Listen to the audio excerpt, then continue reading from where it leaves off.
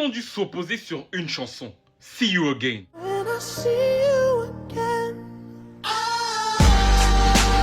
En 2014, Paul Walker décède. C'est l'acteur de la série Fast and Furious. Et Atlantic Records et la franchise Fast and Furious cherchent une chanson pour émouvoir le public. Ils veulent un titre sur les dernières minutes du film qui va rendre hommage à l'acteur qui est un des acteurs phares de la série qui décède dans un accident de voiture à seulement 40 ans. C'est un traumatisme pour beaucoup de fans à l'époque. Fast and Furious actor Paul Walker died from a combination of traumatic injuries and burns.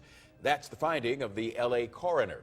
Walker died Saturday when the Porsche he was riding in crashed and burst into flames. Coroner Ed Winters said Walker and the driver died within seconds of the crash. Et lors de leur démarche, ils font appel à plusieurs songwriters. Et ce songwriter-là, précisément Charlie Puth, marque leur attention parce qu'il leur sort une petite démo, mais juste les petites notes de la démo, ça touche Atlantic Records, ça touche les producteurs et on se dit, il y a peut-être quelque chose à faire.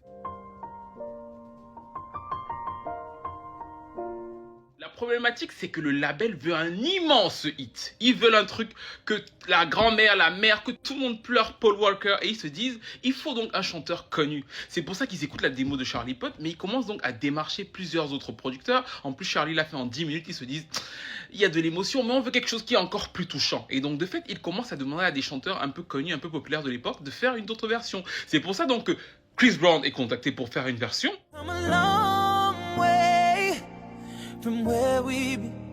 Jason Derulo est contacté pour faire une version.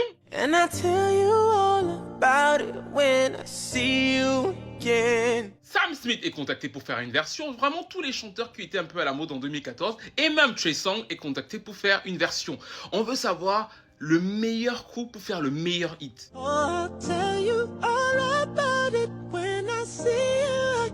Et ils vont donc écouter toutes les versions, se refaire toutes les versions. Et à la fin, ils vont se dire, non, la démo de Charlie Puth est meilleure, a plus d'émotion que les versions de tous les gros chanteurs. Oh, we had 10 artists cut it. We had Chris Brown cut it. I think Adele wanted to cut it at one point. I think Eminem was on the line to do it. I think Chris Brown got the closest to it, but it was they ended up lucky me going with my vocal. Et c'est d'ailleurs comme ça que Charlie Puth va avoir la chance de vraiment avoir son lancement en solo.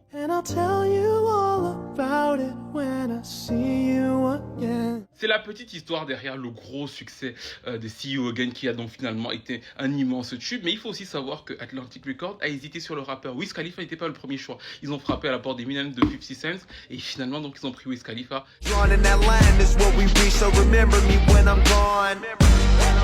Mais quelle est votre version préférée des fameuses démos? Est-ce que vous préférez la version de Chris Brown, de Jason Derulo ou alors celle de Trey Songz? Est-ce que le label et la franchise Fast and Furious ont fait le meilleur choix?